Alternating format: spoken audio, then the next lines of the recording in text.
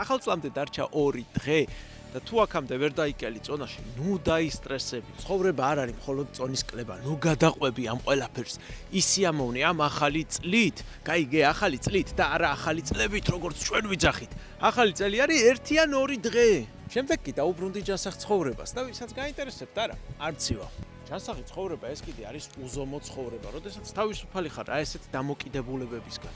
ზომიერებაში კი დაგეთანხმებოდი, მაგრამ შენ ვერც კი წარმოიდგენ, რამდენად რთულია დაიცვა ზომიერება ამაში, აი ამასთან შედარებით. ეს რომ ზომიერადაც ჭამო, იმდენად გარყვნის შენს გემოს რეცეპტორებს, რომ ეს გემრიელი აღარ მოგეჩვენება, აღარ. შენთვის მეტი და მეტი მოუნდება ეს და მაგიტომ გადაჭამ ყველაფერს, რასაც დაინახავ.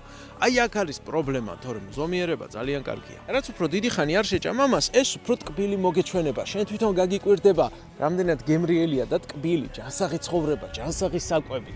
ხო და ზომიერებაზე კი არ იფიქრო, პრინციპულ ჯანსაღ ცხოვრებაზე იფიქრე. ზომიერება უნდა დაიმსახურა. ახლა კი მე უკვე გილოცავთ ახალ წელს. მრავალს დაესწარით, ჯანმრთელობას გისურვებთ და ბედნიერებას. თუ მოგეწონათ ეს ვიდეო, აუცილებლად დალაიქე, გადააზიარე, დააკომენტარე და დააფოლოვე ეს გვერდი მეტი ჯანსაღი ვიდეოებისთვის. ხოლო თუ გჭირდება პერსონალური პროგრამა, მოვწერე პირადში.